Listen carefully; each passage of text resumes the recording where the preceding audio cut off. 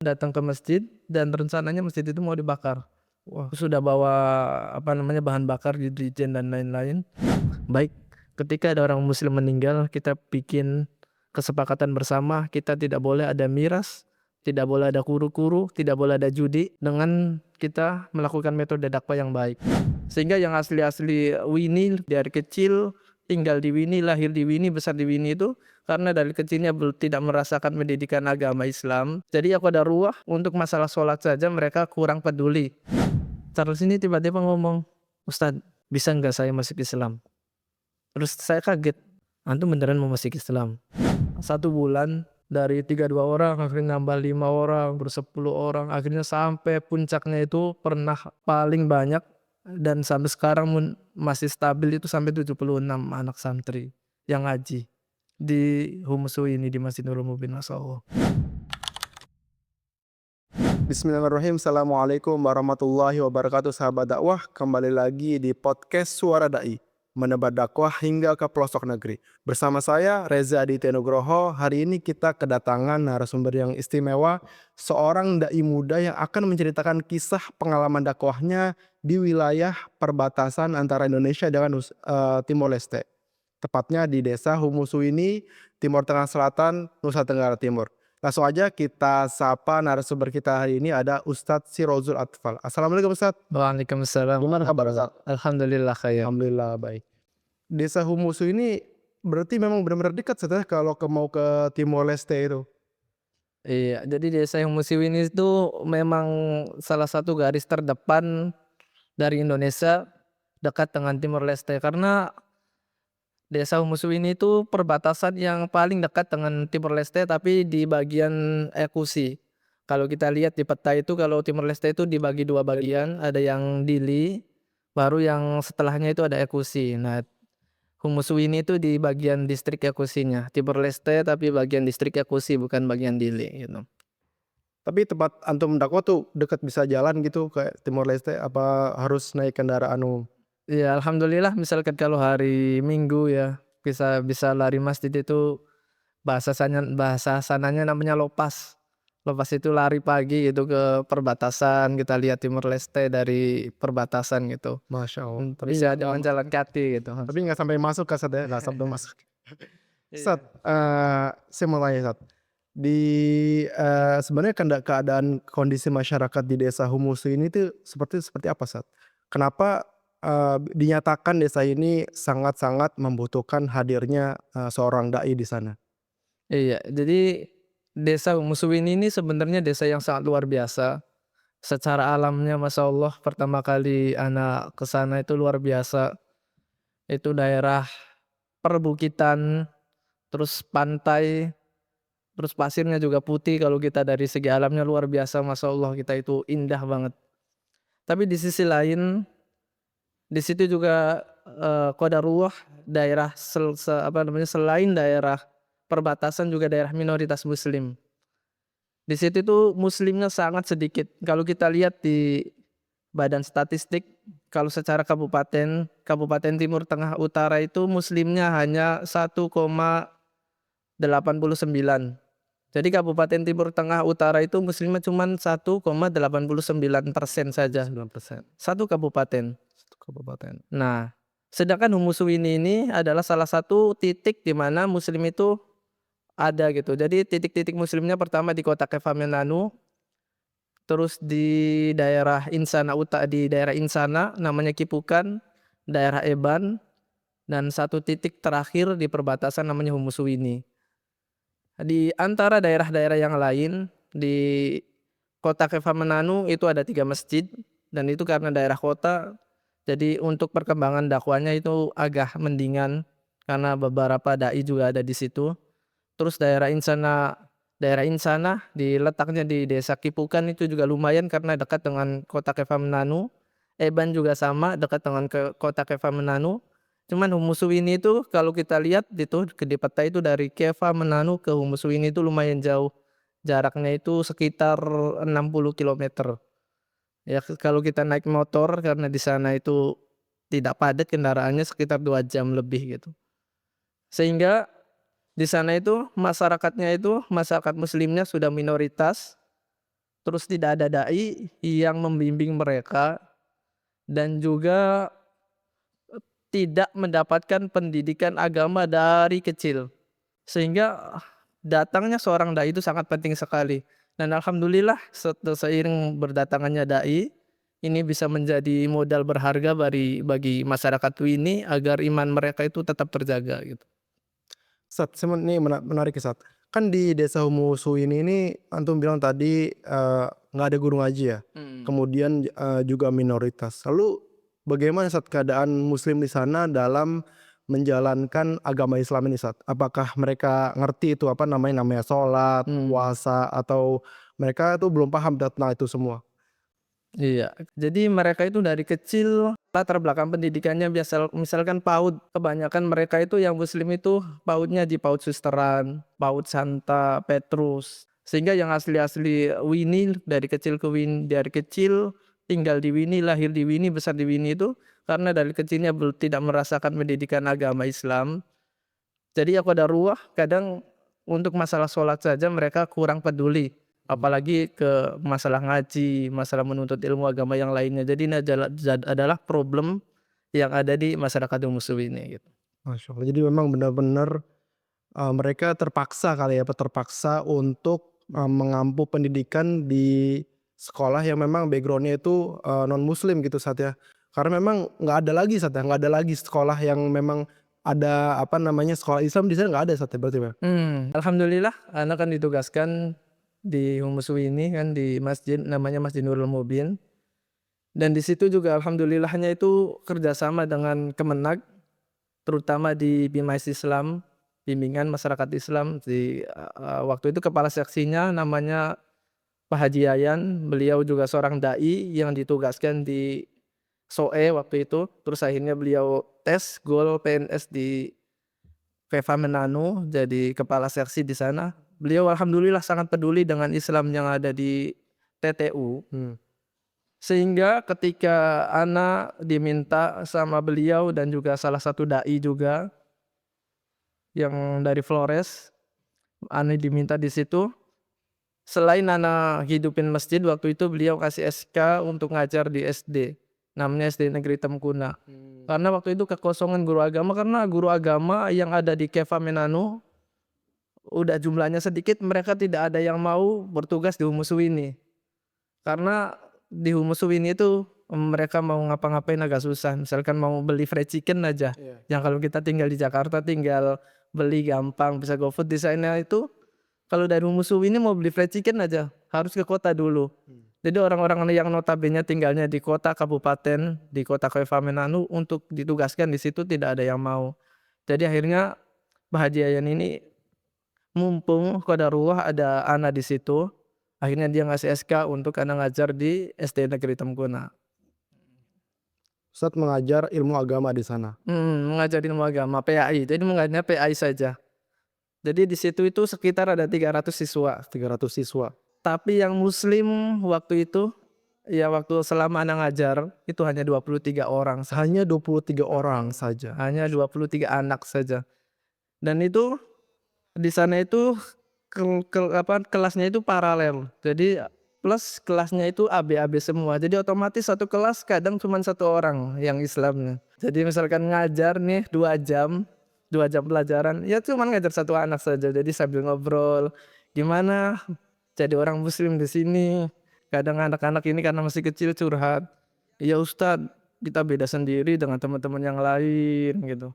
Terus kita tiap hari katanya suruh ngaji terus sama ustad, kadang bosen, ya itu namanya anak-anak usia kelas 1 kelas 2 ya gitulah. Tapi alhamdulillah dari situ bisa diajak diskusi walaupun masih kecil.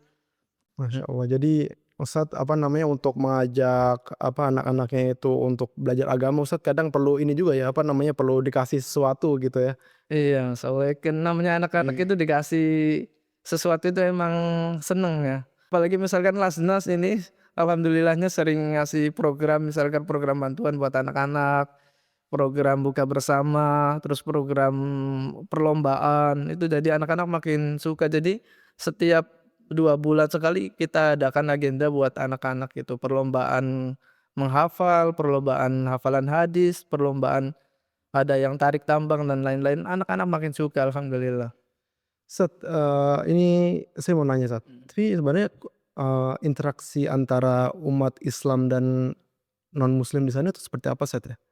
Saya dengar juga kan pernah sempat ya Ustaz, ini Mhm, kalau salah dikoreksi Ustaz, mhm, tahun 2001 itu 2021 sempat terjadi mhm, konflik keagamaan antara, umat Islam dan umat, Katolik Ustaz. Di situ tuh ada nggak sih Ustaz, kayak semacam, apa, perenggangan interaksi antar umat beragama gitu Ustaz? iya, selama saya di sana alhamdulillah kondisinya sudah membaik dan Humus ini dikatakan sebagai desa moderasi beragama, dinobatkan sebagai desa moderasi beragama oleh Kementerian Agama. Masya Allah. Jadi selama saya di sana alhamdulillah konflik yang memang pernah terjadi, itu sudah tidak ada lagi. Jadi waktu itu ceritanya, memang pernah terjadi konflik yang ana dengar, karena ana juga tidak tahu cerita seperti apa yang sebenarnya. Jadi dari beberapa saksi dan pelakunya sendiri, korbannya sendiri. Jadi waktu itu tahun 2019, kalau nggak salah 2019, itu waktu itu biasanya kalau di akhir bulan di setiap tahunnya antara Agustus, September, Oktober gitu, ada namanya itu perarakan patung Bunda Maria. Mmm. Jadi patung Bunda Maria dibawa keliling, di keliling kampung sambil masuk dari rumah ke rumah gitu. Ketika ada perarakan seperti itu, qadarullah ada saudara kita seorang muslim lagi mainin motor tuh, lagi mainin motor dengan ponakannya, gerong-gerong motor. Nah, karena mereka lagi ibadah, disangkanya itu bentuk hinaan kepada mereka. Mmm. Karena kejadian seperti itu, orang-orang dari, teman-teman sebelah ini nggak terima Iya. melihat kejadian seperti itu. "Wih, saya lagi ibadah ini, kami lagi ibadah, tiba-tiba digerong-gerong motornya, apa namanya, motornya mainin kas motornya." Oh. Akhirnya malam harinya ada masyarakat situ datang ke masjid, banyak masyarakat situ datang ke masjid, tapi sebelum ke masjid mereka ke rumahnya pelaku yang mainin motor itu, Mmm. dilemparin sampai hancur rumahnya. Masya Orang-orang muslim yang di situ semuanya ngungsi semua, ketakutan. Allah. Terus akhirnya setelah ngelemparin rumah itu datang ke masjid dan rencananya masjid itu mau dibakar. Wah. Sudah bawa apa namanya, bahan bakar, deterjen dan lain-lain. Tapi alhamdulillahnya waktu itu ada apa namanya, ada orang asli situ yang memang muslim di situ, beliau mengatakan begini, "Kalau kamu bakar ini masjid, berarti kamu sudah menyakiti nenek nenek moyang kamu." Kenapa mereka mengatakan demikian? Karena sesungguhnya masjid ini dibangun oleh mereka. Jadi kata itu, apa namanya, orang yang ngomong tadi, "Ini masjid dibangun oleh nenek moyang kamu untuk hadiah untuk orang-orang muslim yang ada di sini. Kalau kamu bakar berarti kamu telah menyakiti nenek moyang kamu sendiri." Akhirnya tidak jadilah, masjid itu dibakar. Jadi ceritanya masjid itu adalah masjid satu-satunya di Humusu ini. Waktu itu ada seseorang namanya Pak Usman Hamid. Usman Hamid ini seorang mualaf juga kalau nggak salah, beliau mualaf, terus dia nikah dengan orang Bajo. Orang Bajo kan muslim, Mhm. terus akhirnya dia di Humusu ini. Nah, di situ ada namanya Bapak Lopez. Bapak Lopez ini orang non muslim tapi qadarullah dia tidak dikaruniai anak. Mmm. Akhirnya Bapak Lopez ini ngangkat si Bapak Usman Hamid ini menjadi anaknya. Karena diangkat jadi anaknya lah, akhirnya Pak Usman Hamid ini karena muslim, udah muslim mualaf, karena istrinya Islam akhirnya dia ikut istrinya. Bapak Lopez ini akhirnya ngasih hadiah ke Pak Usman Hamid berupa tanah. Terus akhirnya Bapak Lopez mengatakan begini, "Usman, kamu adalah anak saya, tetapi kamu beda agamanya dengan saya. Maka nanti ini ada sepetak tanah yang saya berikan untuk kamu dan nanti akan dibangun, gereja," bahasa mereka gereja karena mereka waktu itu tahun 80-an kan mereka belum ada media sosial. Jadi Iya. tempat ibadah ya mereka namain sama aja gereja. Mmm. Akan dibangunkan gereja khusus buat orang-orang muslim. Akhirnya orang-orang Katolik di situ gotong royong bangun masjid. Bangun masjidnya sangat sederhana, hanya dari papan-papan kayu, terus bangunan khas NTT, di atasnya itu atapnya itu pakai jerami atau daun-daunan gitu. Jadi itu masjid pertama yang dibangun dan dari hadiah sebenarnya wakaf dari Bapak Lopez tadi, orang non muslim, salah satu tokoh di situ yang mereka mengangkat seorang anak muslim dan akhirnya disitulah muslim berkembang di Humusui ini gitu. Masya Allah. Jadi itu masjid Hmm. yang langsung dibangun oleh non muslim Ustaz ya? Dan itu masjid Mhm. satu-satunya atau ada masjid lain Ustaz? Iya, kalau di Humusui ini satu-satunya, Satu-satunya, Masya satu-satunya. Allah. Dan ini Ustaz, saya menarik Ustaz. Jadi ketika antum itu berdakwah di Humusui ini, itu gimana Ustaz pendekatan antum Ustaz kepada masyarakat dan juga masyarakat non muslim Ustaz tentunya? Antum ada nggak mungkin sempat menemui tokoh-tokoh agama mereka Mmm. sebelum antum berdakwah di sana Ustaz? Iya, jadi, ketika Anda ditugaskan di sana, yang pertama kita harus lakukan kalau kita, seorang dai, kita harus mengerti metode dakwah yang benar. Maka salah satu metode dakwah yang bagus adalah deketin tokoh-tokohnya. Jadi alhamdulillah waktu itu tanggal 23 Agustus, Ana sampai di Humusui ini, setelah itu 1 minggu itu kita melakukan pemetaan dakwah dulu. Pemetaan dakwah, terus habis itu kita datengin tokoh-tokoh utamanya. Pertama tokoh muslim dulu, karena alhamdulillah Pak Imamnya juga orang yang peduli dengan dakwah, beliau seorang dai juga. Ngobrol dengan Pak Imam, gimana cara kita memakmurkan ini masjid, apalagi kalau sholat itu Masya Allah itu sangat sepi, Sepi sekali. sangat sepi jadi kadang cuma 1, 2 orang. Kalau maghrib nggak ada anak-anak yang ngaji 1, 2 orang, itu pun anaknya Pak Imam yang ngaji itu, anaknya Pak Paman Iwan, seorang sekretaris masjid, 1, 2 orang saja. Terus habis habis ngobrol dengan, apa namanya, dengan Pak Imam, habis itu kita datengin tokoh-tokoh penting di situ. Pertama kita datengin di situ ada ketua Banser, kita datengin, kita ngobrol bagaimana caranya Humusui ini berkembang. Kita diskusi, kalau kita lihat masjid kayak gini-gini terus kasihan umat Islam di sini. Masjid tidak ada yang urus, sepi terus. Habis itu deketin juga tokoh-tokoh sesepuh, di situ ada namanya Toreqot Kholwatiyah, namanya Pak Ali. Pak Ali deketin juga kita, ayo kita sama-sama ramaikan masjid, peduli dengan masjid. Setelah itu datengin juga orang yang disepuhkan di situ, Pak Usman Hamid itu, terus Paman Baha, kita deketin.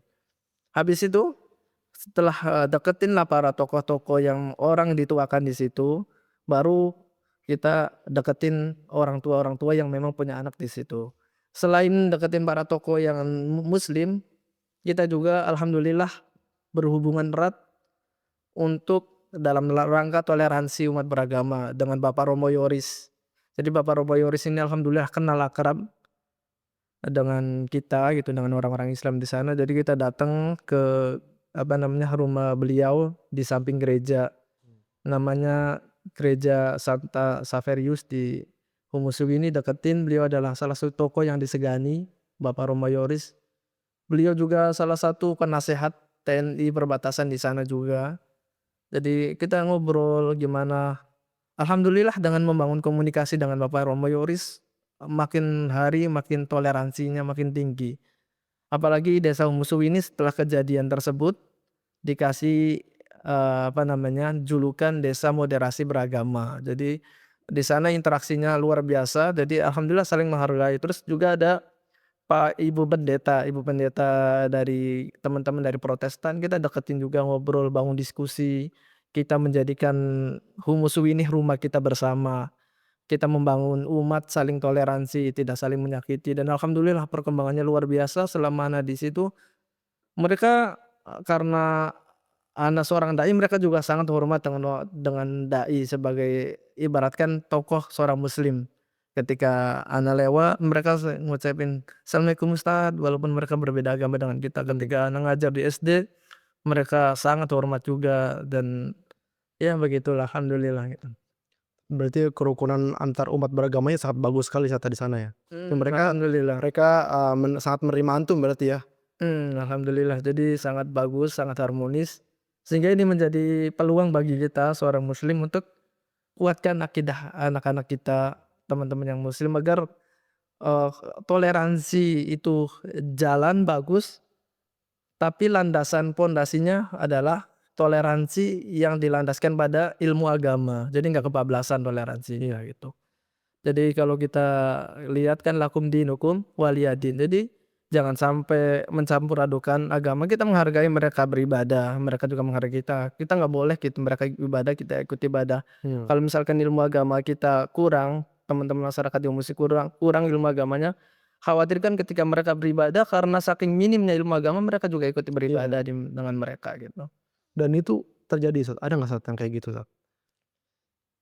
Iya, bisa dibilang terjadi juga. Misalkan kayak di sana tuh kan, apa namanya, masyarakatnya sangat menjunjung tinggi adat gitu. Mhm, Misalkan kayak adat, sebelum adat itu kan ada namanya misa. Misa itu kalau di orang muslim itu namanya sholat itu. Jadi mmm, bahasa mereka orang-orang teman-teman sebelah itu, teman-teman dari Katolik kan namanya misa. Jadi kadang orang-orang muslim ini ikut misah di acara adat. Ini kan sebenarnya kan seharusnya ya tidak bisa kan, karena kita nggak boleh ikut ibadahnya mereka. Toleransi yang bagus seharusnya kan ketika ada acara adat, misahnya tidak ikut, tapi ketika acaranya adatnya dimulai boleh ikut gitu. mmm, Tapi karena saking minimnya ilmu agama teman-teman di sana, jadi ketika misa mereka ikut hadir, mmm. terus habis misa mereka ikut acaranya gitu. Jadi itu problemnya. Nah dengan, menghadapi masalah sedemikian rupa Ustaz, antum apa program-program dakwah yang antum buat, di Desa Humusu ini nih untuk menjangkau masyarakat muslim? Iya, yang pertama yang mungkin tadi ana katakan di awal, ana itu yang paling basic banget itu adalah pendidikan agama bagi anak-anak usia dini. Maka pertama kali ketika ana datang di situ, yang perlu kita tanamkan buat masyarakat musuh ini adalah tanamkan iman buat anak-anak usia dini tersebut. Maka ketika sudah ana datang di situ, sudah melakukan pemetaan, sudah kunjungin dari tokoh ke tokoh, dari para pemuka agama, para pemuka adat, akhirnya kami bisa simpulkan hal yang paling urgent yang bisa kami lakukan adalah, pendidikan usia dini. Maka disitulah kita aktifkan TPQ. TPQ. Awal-awal waktu ana datang ke situ cuman 2 orang yang ngaji. Masya Allah ini masjid sangat sepi sekali. Terus akhirnya kami koordinasi dengan ada seorang Masya Allah, pengurus masjid namanya Paman Iwan. Beliau salah satu orang pejuang juga di sana yang berusaha mendatangkan ana juga waktu itu sampai dia nangis-nangis minta dai ke situ. Terus Ustadz Abidin seorang dai, boleh disebutkan lembaganya? Boleh. Seorang dai dari Dompet Duafa, dai Cordova, dari dai Korob, dai Dompet Duafa. Beliau juga, eee, asli Flores, beliau ditugaskan di situ. Akhirnya kami berkoordinasi dengan Paman Iwan, dengan Ustadz Abidin gimana caranya agar anak-anak ini bisa ngaji di TBQ. Maka setelah kita bincang-bincang sambil kita menikmati di pinggir pantai kalau habis sholat, kita duduk di pantai sambil kita melamun gimana caranya ini masjid rame. Mmm. Akhirnya kita bikin gebrakan, salah satu gebrakannya adalah kita kunjungin dari rumah ke rumah. Rumah ke rumah. Dari rumah ke rumah, maka 3 orang ini, ana, Ustadz Abidin, dan Paman Iwan, kita berangkat dari rumah ke rumah, yang mana ketika rumah tersebut ada seorang muslim, terus mempunyai anak di usia yang masih balita, misalkan masih bawah lah ya, masih usia dini 4 tahun, 5 tahun, kita diajak diskusi ke orang tuanya, "Ibu, anak ini nanti diajak ngaji ke masjid ya. Mmm. Insya Allah kalau anak datang ke masjid, anak ini jadi pinter ngaji, terus anak jadi anak yang soleh, bisa mendoakan orang tuanya juga." Dibujuk. Akhirnya alhamdulillah satu persatu datang ke masjid. Karena di Umusu ini kan muslimnya tidak, di satu tempat nyebar nih. Jadi hari ini misalkan 4 rumah dulu, besoknya 5 rumah dulu, besoknya lagi 4 rumah. Jadi nggak langsung semuanya karena nggak mungkin sehari itu selesai. Mmm. Jadi dalam waktu awalnya 2 orang yang ngaji. Alhamdulillah dalam waktu kurang lebih 1 bulan, dari 2 orang akhirnya nambah 5 orang, terus 10 orang, akhirnya sampai puncaknya itu pernah paling banyak dan sampai sekarang masih stabil itu sampai 76 anak santri yang ngaji di Humusu ini, di Masjid Nurul Mubin, Masya Allah. 76 anak santri itu masjidnya muat Ustaz apa gimana?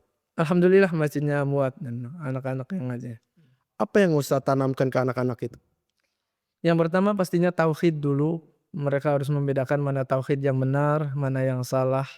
Yang kedua adalah keimanan yang benar, yang ketiga adalah kita sebagai seorang muslim harus komitmen dengan keislaman kita. Karena kita minoritas terkadang kita ini anak-anak ini karena belum paham, kita ikut-ikutin dengan teman-teman yang berbeda keyakinan dengan mereka. Iya. Tapi kita dari usia dini ini harus ditanamkan mereka itu berbeda agama dengan kita. Jadi misalkan Natalan atau apa kita nggak usah ikut karena kita punya hari raya sendiri. Terus kita punya ibadah sendiri, sholat 5 waktu, ngaji. Makanya anak-anak tuh alhamdulillah antusias. Apalagi di situ juga karena kerjasama dengan Dai Dompet Wafa, kadang dari Lasnas ini juga Masya Allah Lasnas luar biasa, sering ngasih bantuan. Kita bagi-bagi snack, anak-anak suka kasih snack yang 500-an, 1.000-an. Terus kita juga kalau misalkan setiap 2 bulan sekali kita bikin acara lomba tarik tambang, nah itu anak-anak makin semangat mengaji di situ. Tapi ada nggak Sat, anak-anak yang dia tuh selama Ustadz mengajar, ada anak-anak menonjol lah gitu, misalnya dia punya hafalan sekian gitu, ada nggak Sat yang kayak gitu Sat? Iya alhamdulillah selama ana di sana 2 tahun, ana menemukan anak-anak yang luar biasa walaupun dari awalnya mereka, apa namanya, mendapat ilmu agamanya kurang. Banyak anak-anak yang menurut ana itu mudah-mudahan suatu saat nanti mereka itu bisa datang ke Jawa untuk menuntut ilmu agama. Ada anak-anak yang hafal juz 30, udah 1 juz, itu untuk anak-anak yang pedalaman, yang jauh dari perkotaan terus mendapatkan ilmu agamanya kurang, hafal juz 30 itu luar biasa. Ada anak yang hafal juz 30. Hadis, semua anak, hampir semua anak udah hafal sekitar 25 hadis. 25 hadis, Heeh, Masya Masya Allah. Allah. Terus sholat juga mereka udah bisa apa namanya, dari niat sampai salam. Masya Allah. Dari takbir sampai salam mereka sudah semua, terus doa-doa harian. Wah, Alhamdulillah anak-anak ini sudah berkembang lebih baik setelah 2 tahun itu. terus dengan adanya TPQ ini Sat, masjid itu sholat 5 waktu jadi lebih makmur atau enggak Sat? Iya itu perbedaan yang sangat mencolok ketika awal ana datang dan ketika TPG ini sudah hidup. Ketika ana awal datang ini masjid ini sangat sepi, tidak ada anak-anak lari-lari di masjid, tidak ada suara orang-orang teriak di masjid, orang ngaji. Tapi setelah ada TPQ ini alhamdulillah masjid makin makmur. Jadi dengan adanya anak TPQ ini juga menjadi apa namanya, metode dakwah yang bagus dengan anak-anak banyak di masjid, orang tua juga akhirnya ikut ke masjid. Masya Allah. Mereka mengantarkan anaknya dengan motor, akhirnya mereka ikut sholat. Jadi metode dakwah yang bagus. Jadi anak ngantar anaknya ke masjid, akhirnya mereka mau nggak mau, Iya. anaknya sholat, karena mereka nggak sholat kan malu, otomatis mereka ikut sholat. Mereka datang ke masjid, apalagi misalkan lagi momentum, lagi ada perlombaan nih, orang tua pada datang, kan kita dikasih apa, orang tua dikasih undangan khusus gitu. Mereka pada datang, otomatis mereka akan ikut sholat. Dan alhamdulillah jadi setelah anak-anak ngaji, perkembangan muslim di situ makin bagus, masjid makin lebih makmur, lebih Makmur. rame gitu. Masya Allah. Terus tadi kan yang untuk TPI kan yang untuk khusus yang anak-anak Sat ya. Mmm, Kalau untuk program dakwah yang untuk dewasa ada nggak Sat? ada. Jadi setiap hari Jumat sore kita ngadain majelis taklim khusus ibu-ibu. Dan Masya Allah. itu kebanyakan mungkin ya 50%-nya mualaf. Ibu-ibu yang 50%-nya notabene mualaf ini mereka kan belum bisa mengaji. Mereka masih mulai belajar agama dari nol. Alhamdulillah mereka semangat setiap hari Jumat sore. Hari Jumat sore ini mereka majelis taklim dari habis asar sampai maghrib. Mereka belajar ngaji, belajar akidah, belajar fikih, tanya jawab. Alhamdulillah sampai sekarang masih rame. Terus kalau hari Jumat, hari Minggu sore ada juga namanya majelis taklim Muslimat NU. Jadi dalam satu pekan khusus ibu-ibu 2 kali, di Jumat sore sama dengan minggunya di Minggu sore sampai maghrib. Adapun untuk bapak-bapak dan umum gitu, setiap malam Jumat itu kita ngadain kajian. Pertama kajiannya, kita ngaji fikih namanya kitab Matan Nabi Suja, Al-Ghaya wa Taqrib. Alhamdulillah dalam 1 tahun selesai kitab itu. Terus habis itu kitab Hadis Arba'in An-Nawawi, itu juga alhamdulillah selesai. Habis itu kita juga sedikit-sedikit kita masukin tauhid juga, usul salasah, terus kitabut tauhid Syekh Abdul Wahab. Jadi dengan ditanamkan tauhid itu masyarakat alhamdulillah ya makin rame. Jadi setiap malam Jumat juga alhamdulillah ada bapak-bapak, ibu-ibu yang datang mengaji gitu. Jadi masjid lebih hidup ketimbang sebelumnya gitu, alhamdulillah. Masya Allah ini, sebuah dampak yang besar ya Sat ya dari dakwah ini Sat. Sat, tapi ada nggak Sat dari kalangan non muslim Sat, itu juga ikut tersentuh dengan adanya dakwah ini Sat? Ya, ini hidayah dari Allah, ya alhamdulillah selama ana berdakwah 2 tahun di situ, ada beberapa yang alhamdulillah mereka mendapatkan hidayah dari Allah, terus akhirnya mereka menjadi seorang muslim. Waktu itu waktu 1 pekan pertama kali ana ke situ, ana kan diundang sama Pak Polsek, namanya Pak Polseknya Pak Begi, waktu itu untuk ruqyah rumahnya.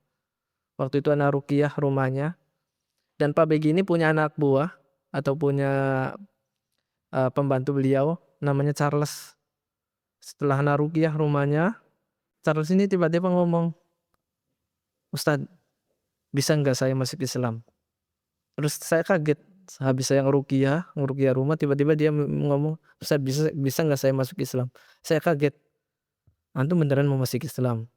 "Iya." Terus kata ana, "Ya nanti antum datang ke masjid, konsultasi dulu sama ana, ngobrol, baru diputuskan." Iya, akhirnya besoknya beliau datang ke masjid, ngobrol panjang lebar.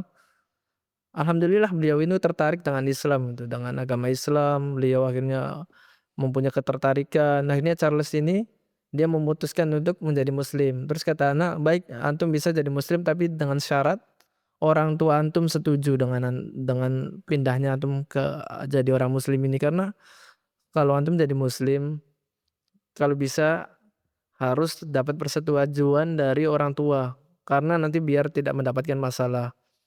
Akhirnya beliau Charles ini kan usianya udah 20 lebih, jadi udah dewasa.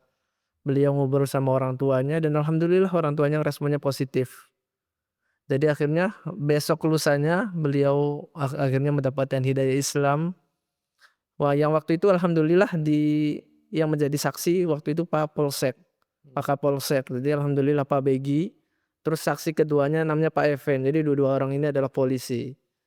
Terus orang tuanya juga ikut menandatangani setuju bahwa si Charles ini, menjadi seorang muslim. Akhirnya namanya dirubah menjadi Muhammad Charles, kan tadinya namanya Charles Chloe, jadi ditambah Muhammad, alhamdulillah.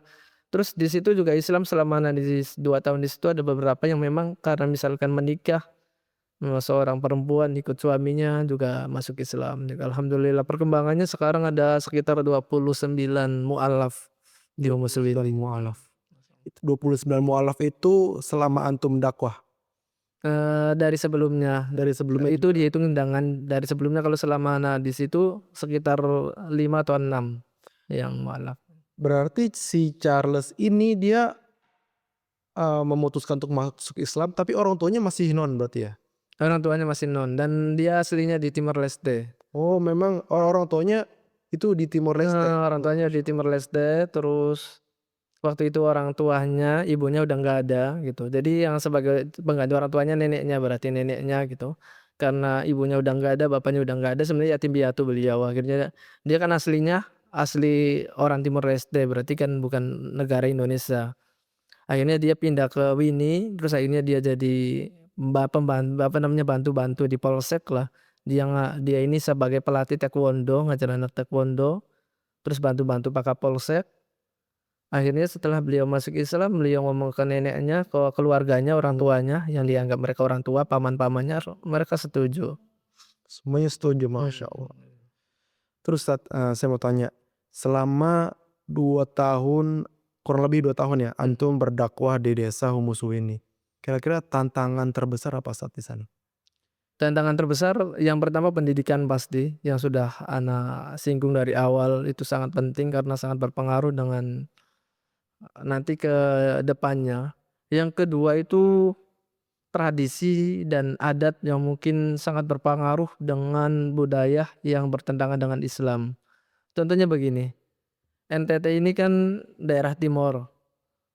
Di daerah timur ini kalau kita lihat Pergub, peraturan gubernur itu di antaranya diperbolehkan minuman keras, kalau bahasa seandainya Shopee. Iya. Ini menjadi tantangan tersendiri bagi kita orang Islam di situ untuk bagaimana menjalankan Islam sebaik mungkin. Tapi karena mereka dasar pendidikannya memang pendidikan agamanya kurang, jadi Shopee ini ibaratnya cuman minuman biasa aja. Jadi misalkan ada momen pernikahan, orang-orang muslim juga mereka minum Shopee. Masya Allah, orang Orang muslim juga muslim minum. nah itu jadi tantangan bagi kita sih. Terus misalkan ada kematian, mereka orang-orang muslim juga minum Shopee, minum khamr tadi. Perjudian juga di sana kan marak karena memang budaya timur dengan barat kan beda. Jadi ini menjadi tantangan kita yang memang sangat berat. Waktu itu yang memang sangat susah kita untuk menghilangkan itu, tapi alhamdulillah kita koordinasi waktu itu ada Ana, terus Ustadz Abidin dari Dompet Duafa, Paman Iwan, pengurus masjid. Kalau di sana itu salah satu yang bikin ironis, ketika ada orang meninggal, orang muslim maupun non muslim, tapi kita fokuskan ke yang muslim, kalau non muslim karena bukan ranah kita dan kita berbeda keyakinan. Orang muslim itu kalau ada yang meninggal, itu mereka itu ngikut-ngikut tradisinya teman-teman dari yang non muslim. Contohnya gini, ketika ada orang muslim meninggal, itu di sana ada namanya tradisi mete. Jadi kalau kita orang-orang NTT mungkin tahu mete. Mete itu begadang itu. Jadi selama 3 hari itu kita itu di situ minum Shopee, mabok-mabokan, terus judi, ada kuru-kuru, bola guling dan lain-lain. Mereka biasa tuh. Jadi pak ustadznya, pak imamnya sibuk yasinan di dalam sendirian 2 orang, yang lain happy-happy pada mabok, pada main judi. Akhirnya kita bertiga, waktu itu baru sampai sekitar 1 bulan lebih ada orang meninggal, saya pusing, ya Allah kok ada orang meninggal pada mabuk, pada maksiat. Akhirnya saya ngomong ke Ustadz Abidin, "Ustadz, gimana ini kita ngelihat umat seperti ini nih?" Akhirnya kita bikin kesepakatan bersama, kita ngomong bareng-bareng, baik ketika ada orang muslim meninggal kita bikin kesepakatan bersama, kita tidak boleh ada miras, tidak boleh ada kuru-kuru, tidak boleh ada judi, dengan kita melakukan metode dakwah yang baik. Maka waktu itu alhamdulillah di hari kedua, di malamnya kan kejadian kan orang minum miras, orang main judi. Di hari kedua, sorenya kita datangin ke keluarganya. "Ibu, bapak ibu kan kemarin meninggal, terus tega nggak orang tua ibu ini masuk neraka gara-gara ibu?" Di situ ibunya sedih, "Nggak mau," katanya. "Saya nggak mau orang tua saya masuk neraka." Tega nggak orang tua ibu disiksa di alam kubur?" Ibu tersebut ngomong tidak mau. Makanya gini, kami bertiga, ana, Ustadz Abidin dan Paman Iwan, ini punya kesepakatan begini. Kalau ibu nggak tega orang tua ibu masuk neraka, maka tolong hentikan semua perbuatan yang di luar dari syariat Islam. Jadi pertama deketin dulu keluarganya, karena yang mengizinkan adanya miras, kuru-kuru, judi itu kan dari pihak rumah duka tadi. Iya. Karena mereka yang mengizinkan. Kalau kita udah deketin rumah dukanya insya Allah gampang. Akhirnya rumah duka ini sedih nangis. "Saya nggak tega kalau orang tua saya meninggal, terus akhirnya disiksa di neraka, disiksa di kuburan." Mereka menangis, tersentuh. Baik nih, kami imam masjid, ustadz, terus pengurus masjid punya kesepakatan, mulai malam kita tidak boleh ada kegiatan seperti itu lagi. Kalau memang ibu sayang dan cinta dengan orang tua ibu. Akhirnya keluarga duka merestui itu. Habis malamnya, habis sholat isya biasanya acara mete itu berlangsung, mereka sudah siapin itu tempat-tempat judi, kita umumin dipakai pengeras suara, "Assalamualaikum warahmatullahi wabarakatuh, Bapak Ibu semuanya yang hadir dalam rangka takziah di rumah duka. Kami ada beberapa kesepakatan bersama kami para tokoh agama Islam, bahwasanya untuk kuru-kuru, bola guling, judi ataupun minuman keras kita dilarang. Karena yang pertama nanti itu melanggar syariat Islam.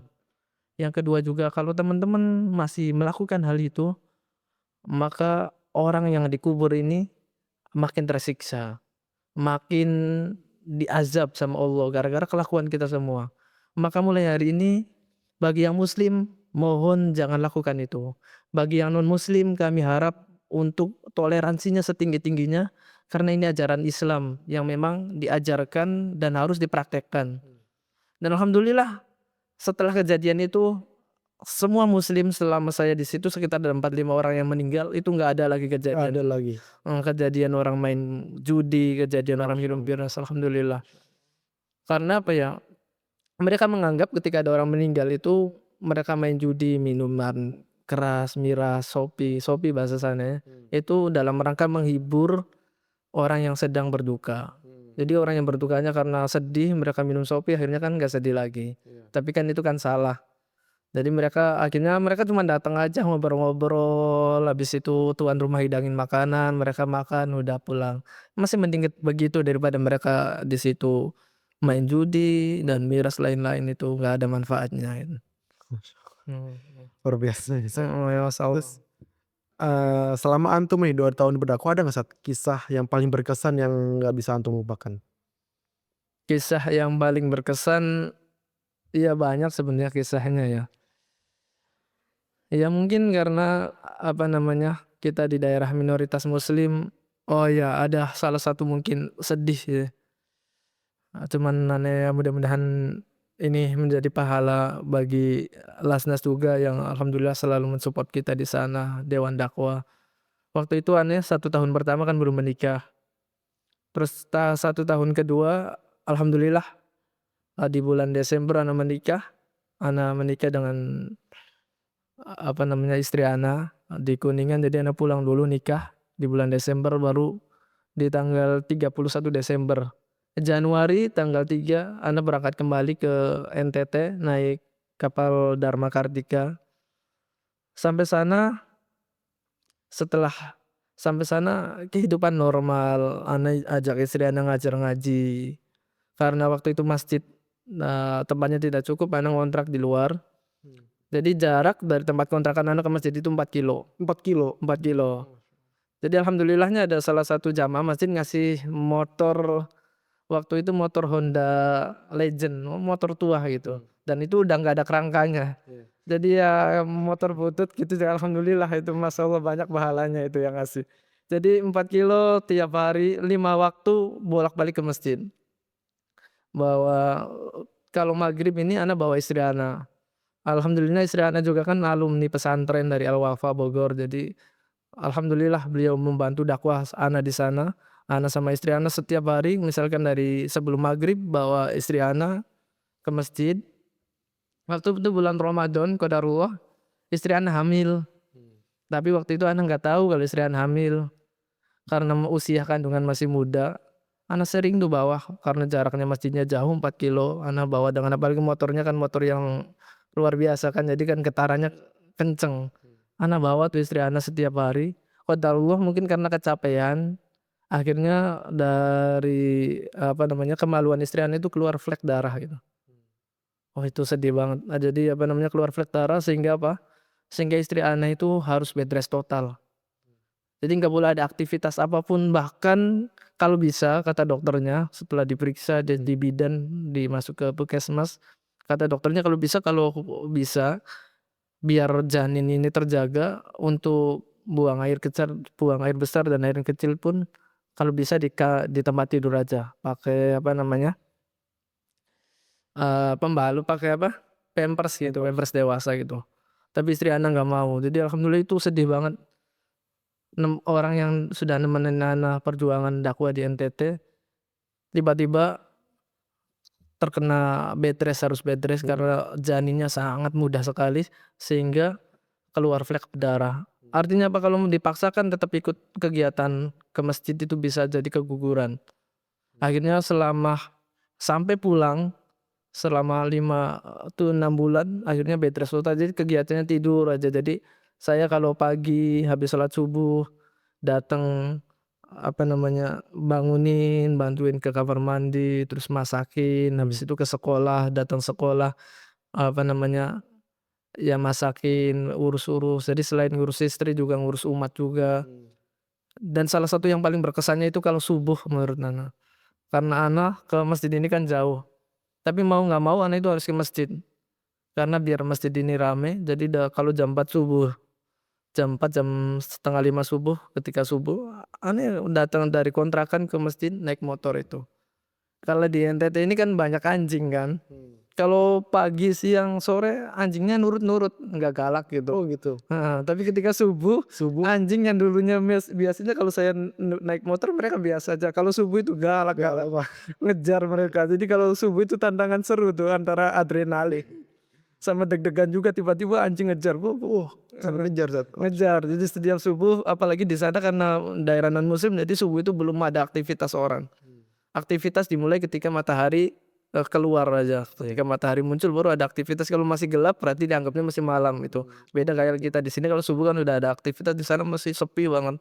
Jadi anjing mungkin karena dia sangkanya ada orang aktivitas, ada motor, mungkin dia sangkanya maling atau apa, dikejar. Jadi itu setiap subuh, deg-degan. Tapi mau nggak mau Ana harus ke masjid. Karena ya biar meramaikan masjid, karena kadang hanya Pak Imam sendiri jadi di situ, dan di situ ditemenin sama Paman Iwan. Jadi Paman Iwan sama Ana itu rumahnya jaraknya 1 kilo lah. Dari rumah, dari kontrakan Ana ke Paman Iwan dulu baru bareng-bareng berdua. Gitu Mas. Kemudian Zat, antum terakhir dakwah bulan apa Zat? Bulan Agustus kemarin ya. Bulan Agustus Hmm. tahun 2025. 2025 dari bulan Agustus 2023 pulang kemarin Agustus 2025, Agustus akhir. Kurang lebih 2 tahun Zat ya. 2 tahun pas. Nah, dari 2 tahun itu antum sudah berdakwah di sana, ketika masyarakat itu tahu antum akan, kembali ke daerah asal, gimana Zat respon masyarakat? Iya, ketika Ana udah berdakwah di sana dan alhamdulillah responnya sangat positif. Masjid yang awalnya sepi makin ramai dan masyarakat juga sudah menyukai masjid, sudah ramai masjid dan anak-anak banyak yang suka ke masjid. Pokoknya masjid ini sekarang ini alhamdulillah hidup lah. Jadi setiap malam ada anak-anak lari di masjid, main-main, terus sengaja biar betah ini anak-anak yang main di masjid, para orang tua sholat jamaah dan lain-lain. Alhamdulillah qadarullah sebenarnya sih pengennya kalau hati Ana dalam hati terdalam tuh pengennya tetap nemenin mereka di NTT gitu. Qadarullah karena istri Ana ini bed rest dan mau lahiran. Kalau Ana di sana itu kayaknya nggak bisa karena ketika mau USG atau mau cek itu jauh ke kota itu 3 jam. Jadi biasanya kalau ke kota naik motor resiko. Jadi harus nyewa mobil, itu butuh biaya yang luar biasa. Dan alhamdulillahnya ada namanya Bu Haji. Bu Haji Nur, beliau dia kan punya mobil, dia sering ngasih minjem mobil misalkan mau rujuk ke rumah sakit, ke Tambu atau ke Eva dikasih pinjam mobil. Jadi ke sana USG dan itu butuh waktu, butuh biaya yang besar. Kayaknya kalau lahiran di sana nanti khawatirnya tidak maksimal dan khawatirnya terjadi apa-apa. Maka istri Ana pun ketika mau lahiran pengennya di Jawa aja dekat orang tuanya. Maka di 2025 Agustus kita putuskan ya udah kita pulang saja. Terus akhirnya di Jumat terakhir alhamdulillah anak khutbah dan itu menjadi khutbah terakhir sekalian pamitan. Dan qadarullah setelah sholat Jumat banyak ibu-ibu, bapak-bapak, anak-anak kumpul semua. Mereka ngasih hadiah banyak banget. Ada yang ngasih jagung, ada yang ngasih makanan, ada yang ngasih sampai mungkin satu kresek besar. Mereka ngasih yang terbaik, ngasih kain-kain khas NTT, banyak pakaian-pakaian apa selendang sal gitu mereka kasih. Terus akhirnya banyak yang meluk dan disitulah mereka pada menangis. Mereka katanya ada ngomong, ada salah satu namanya Abamat, wakil takmir masjid, mereka mengatakan, "Ustadz, kalau Ustadz pulang siapa lagi yang didik anak-anak, siapa lagi yang bisa meramaikan masjid ini. Kami masih butuh orang-orang seperti Ustadz." Itu peluk peluk dengan pelukan erat akhirnya ana pun akhirnya nggak kuat, akhirnya mengeluarkan air matanya. Dan akhirnya anak-anak banyak yang menangis ketika mau pulang mereka anak-anak kan namanya anak-anak peluk lagi peluk lagi peluk lagi. Dan akhirnya qadarullah, apa namanya, perjumpaan yang sangat sebentar 2 tahun dengan masyarakat musuh ini, ya mau nggak mau karena kondisi dan tidak memungkinkan maka ana putuskan untuk pulang dan itu menjadi momen yang sedih banget buat ana, karena apa yang ana sudah yang Allah kasih untuk masyarakat musuh ini berupa hidayah, terus ana juga dikasih Allah kekuatan, pastinya dengan kekuatan Allah membangun masyarakat musuh ini harus rela meninggalkan mereka. Ada nggak Ustaz harapan untuk mereka? Harapannya mudah-mudahan suatu saat nanti ada anak-anak ini bisa kuliah di STID Muhammad Natsir. Waktu itu juga udah ngomong dengan Wakil Ketua Umum Bapak Dr. Imam Jamrozi. Katanya kalau dari Humus ini insyaallah lah 1, 2 orang bisa masuk ke STID, apa namanya, dengan jalur rekomendasi beliau. Jadi sekarang ini anak-anak ini usianya masih SD, paling besar itu SMP. Karena ya itulah mereka ini harapannya mudah-mudahan ketika nanti lulus SMA ada yang ke STID dan melanjutkan estafeta dakwah di sana. Karena mereka asli orang lokal insyaallah sangat butuh sekali, karena mereka akan selamanya di sana gitu. Mungkin kalau 2, 3 orang yang lulus alumni STID terus kembali ke kampungnya membangun dakwah, membangun pemberdayaan ekonomi dan lain-lain insyaallah akan berguna gitu. Dan terakhir Sat, ada nggak Sat, pesan untuk para pendengar podcast ini khususnya kaum muda yang, sedang, masa produktif supaya bisa bermanfaat seperti antum Sat? Iya baik, jadi buat para pendengar podcast khususnya kaum-kaum muda, jadilah waktu muda ini bisa bermanfaat buat orang banyak. Entah itu dengan semua kemampuan kitanya, entah itu lewat ekonomi, lewat pendidikan, ataupun lewat dakwah. Jadi kalau kita, apa namanya, memberikan yang terbaik untuk umat banyak, insyaallah nanti Allah akan ganti di akhirat nanti. Jadi yang teman-teman yang masih muda, terutama khususnya bagi para dai di STID Muhammad Natsir yang akan berjuang nanti di medan dakwah setelah lulus dari STID Muhammad Natsir, insyaallah antum yang sekarang lagi menempuh pendidikan itu adalah pendidikan terbaik dan insyaallah setelah lulus antum menjadi seorang yang luar biasa di medan-medan dakwahnya. Amin ya rabbal alamin. Ustaz, jazakallah khair sudah hadir di podcast Suara Dai. Semoga apa yang Ustaz sampaikan, bisa bermanfaat untuk kita semua, untuk para pendengar podcast ini. Mungkin, sekian sahabat dakwah podcast hari ini. Saya Reza Dito Nugroho dan Ustadz Syirozul Atfal pamit undur diri. Assalamualaikum warahmatullahi wabarakatuh.